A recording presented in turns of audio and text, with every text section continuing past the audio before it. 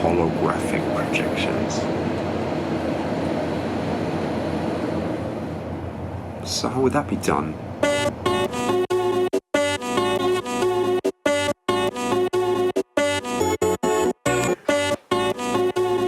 I'm in Hannover in my hotel room, and we're gonna have some tests on creating a hologram. So, bad news first, there are no holograms. Just out of thin air, it's very, very difficult to create something that looks like matter just popped out of nothing. But there is an agreement with the viewer. The agreement is, as long as I don't see the matter the picture has been projected on, then I agree to the illusion of a hologram. So we're trying to create an illusion, the illusion that nothing else than only the projected image is where I'm looking at. So I have to make all the materials that I project on vanish in space for your eyes as the audience.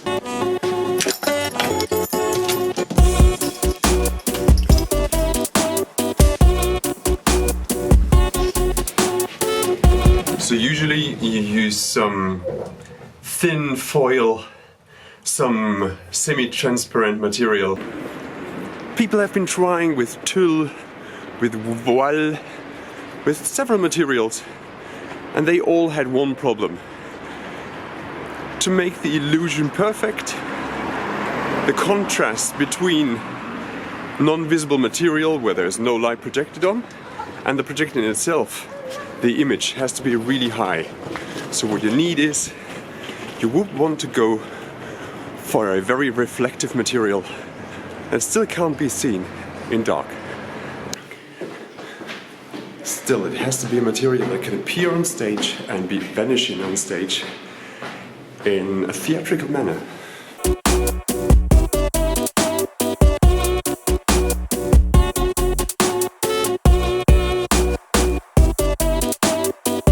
Camera, mirror, screen behind, and projector.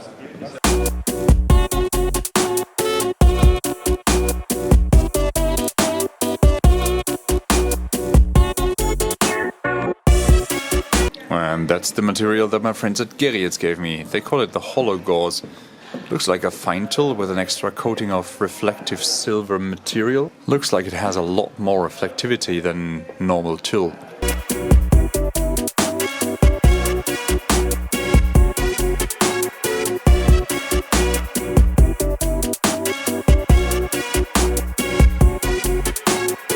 We're now trying fog. We are hanging a fog machine and actually creating some ground fog. And this fog comes from above, so actually we're raising the fog machine and thus creating a wall of fog on which we're gonna project, if that's possible.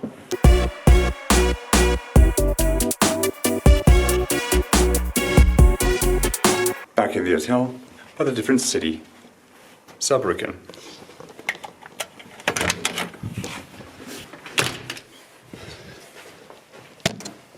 Let me explain the mechanics behind those illusions that we do in theater.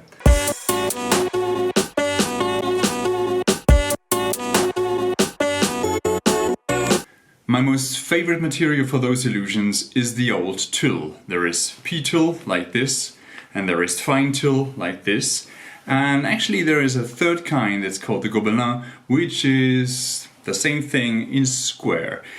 They have something in common. It's actually not a woven material, it's more like knitted. Let's see if you can see this.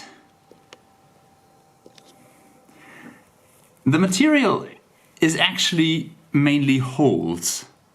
Now the trick is that through those holes the background can be seen without any problem, while on the material itself the projection can actually form some kind of illusion. Let me show you. So as you can see, there's the material we project on and some illuminated actor behind. The second we turn the lights now, the illusion is almost perfect.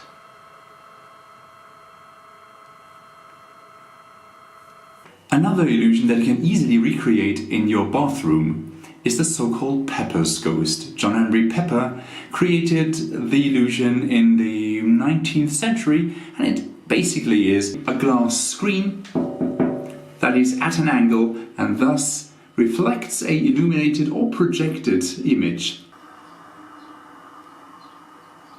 Anyway, however charming and convincing those tricks might be, the biggest problem still is the material in the use in theatre. On a stage like this, everything has to be huge.